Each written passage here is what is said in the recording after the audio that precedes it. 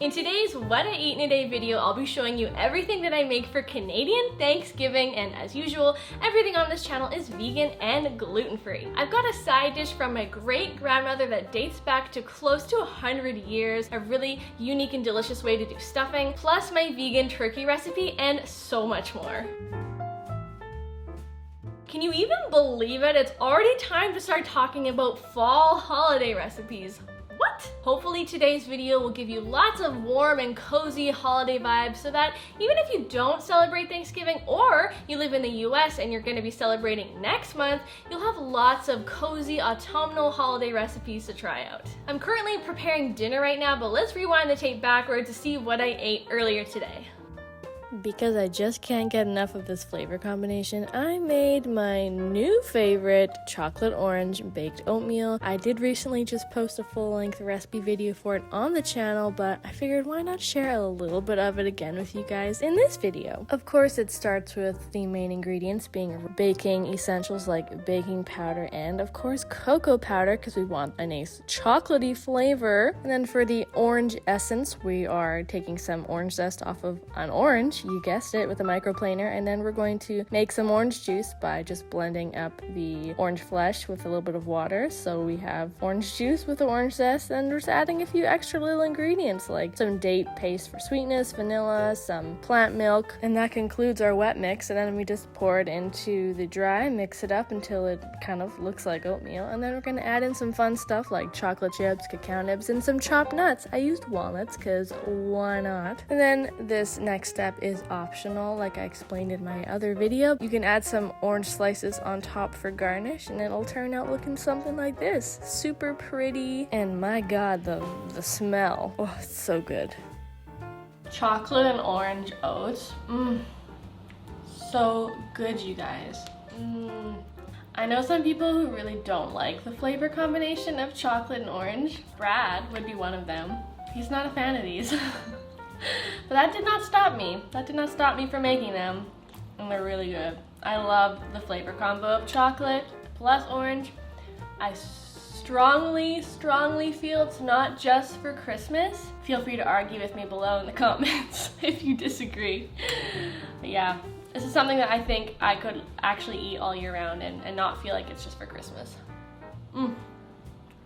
For lunch, I made this really nice wild mushroom and rice soup, and I got the idea because of this little package of mushroom soup mix that I found at a farmer's market not too long ago. So I figured I would just add a few extra things to bulk it up, make it a little more flavorful and filling. So I sautéed up some onion, and I added in some mung beans I had sitting around in my cupboard, plus some mushrooms, some fresh chopped rosemary and sage. I added some water and coconut milk just to make it a little extra creamy, and then, you know, just cooked it for probably 20 minutes or so until the rice and the mung beans were cooked through, and then I added in some fresh chopped garlic at the end. I did that so that the garlic flavor would be more potent and be a little more antiviral because Brad was a little under the weather when I cooked this, so it actually ended up turning out so good, and I'm glad that I waited until the end to add the garlic. Topped it off with some vegan sour cream, and this was so very good.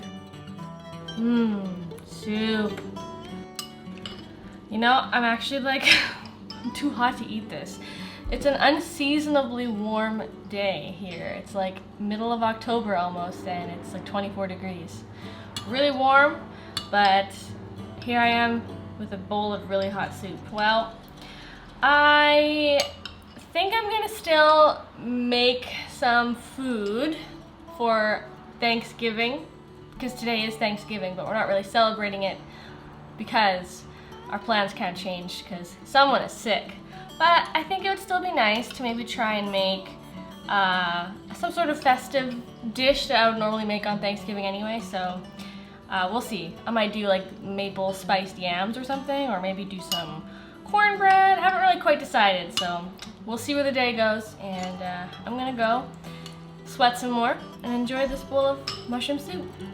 back to preparing Thanksgiving dinner. I'm making cornbread stuffing for the first time. Now, I'm no stranger to actually making stuffing, but I've never tried making my own cornbread and then dehydrating it for stuffing. But I did it today, and I'm so excited to see how it turns out. So what I usually do is I chop up some onion and celery and some fresh herbs. I've got sage and rosemary here, and then I melt copious amounts of garlic because it's just not a proper stuffing without lots of butter. I melted that, and then I added the onion and the celery to the saucepan. I sautéed it with the herbs until they were getting really fragrant and started to soften up a bit, get a little more translucent. And then I added, I think, about a teaspoon or so of poultry seasoning plus some salt and pepper to taste. Then, gave it a little extra stir. And then we got our cornbread. This is my pumpkin cornbread, which I actually just posted a recipe for on the channel not too long ago, so check it out. And then I just dehydrated them in the oven until they were the right consistency for stuffing. Moving on, I shredded up some carrot in a large bowl, added some chopped pecans, which is what I usually use in stuffing, plus the cornbread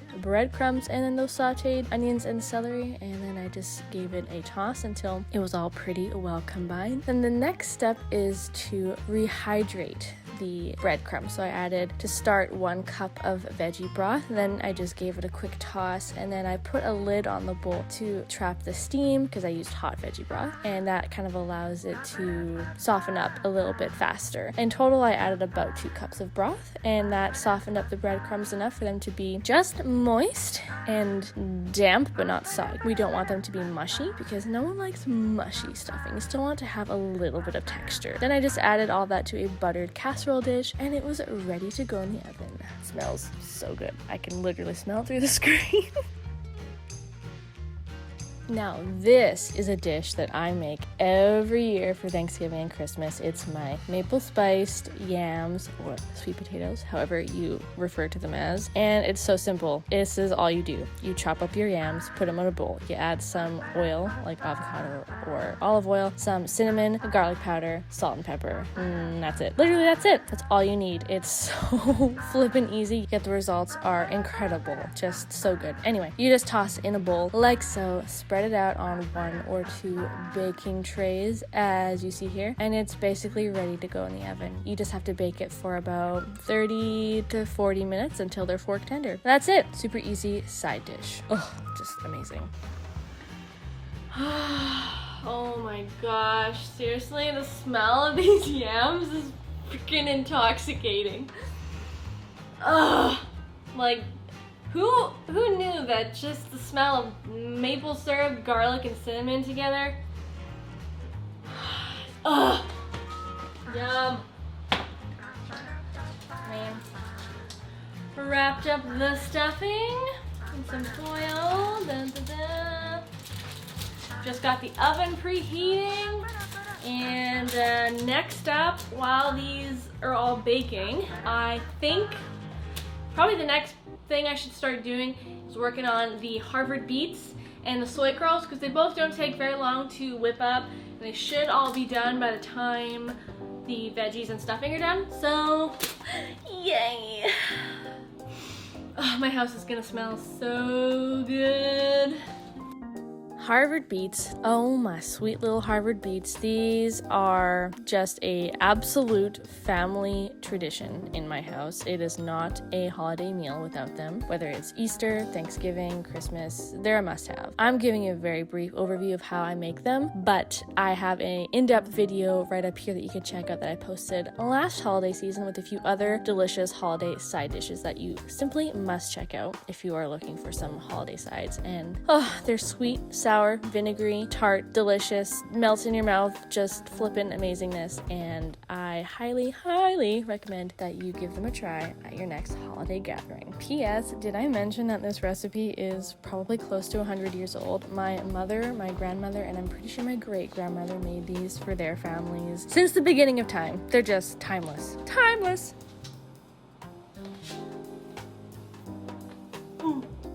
Now, it just wouldn't be a holiday dinner without a turkey. But of course, a vegan turkey is what I mean, so we're using my trusty soy curls. I use them for everything meat replacing, such as pork, chicken, turkey, and yeah, they're just very easy to use and repurpose for so many things. So this is how you prepare them. You just gotta rehydrate them in boiling water and let them soak for about 10 to 15 minutes, and then strain out the liquid, and this is what they end up looking like. So let's set those aside for a moment while I prepare the turkey gravy that they are going to bathe in. So of course we need to melt some vegan butter, and then we're making a simple roux by adding in some all-purpose flour. I'm using gluten-free, and then just whisk it all together until it kind of starts to, well, look like this. It's kind of bubbly and white-ish, and then I added some nutritional yeast for some savory umami flavor, some salt and pepper, and then I I crumbled up some veggie bouillon cubes. If I had vegan chicken broth cubes, I would have used that, but I settled for veggie,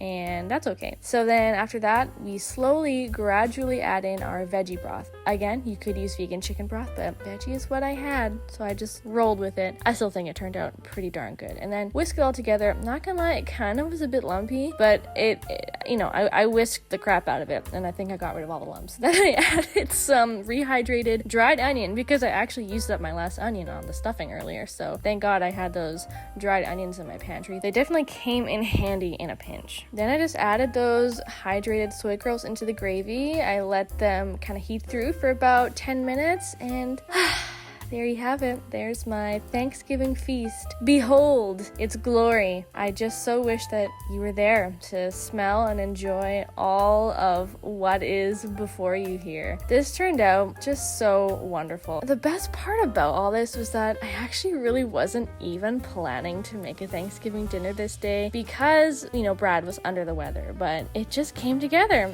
and I'm so glad that I could document this for you because it just is so worth sharing, and I'm so glad that I have these recipes for you guys to try out for yourself, and I have so many more that I'll have for you below. So enjoy, you guys. I am here with my plate of food, and I am so hungry and so excited to dig in, but in the spirit of it being Thanksgiving, I want to take a couple moments to just express my gratitude for you guys.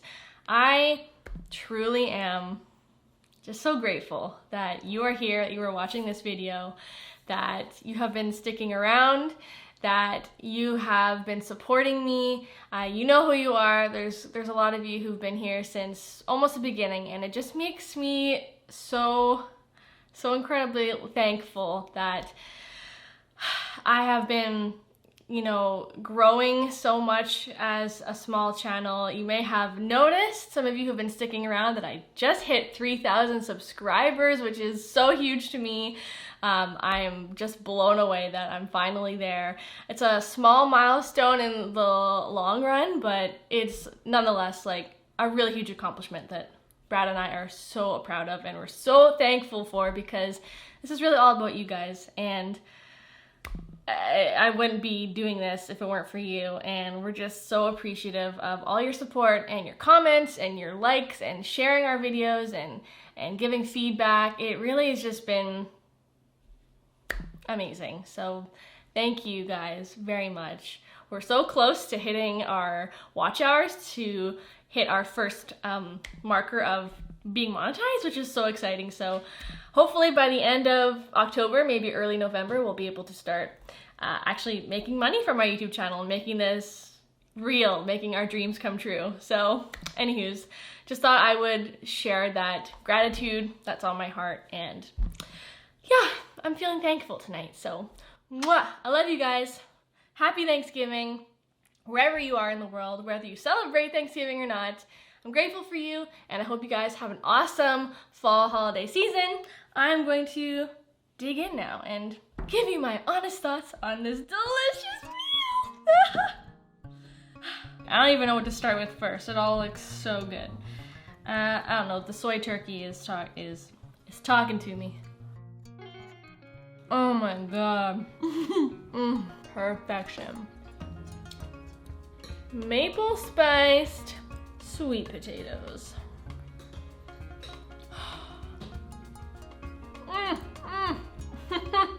Oh my god. I love Thanksgiving. Oh my gosh. Harvard beet.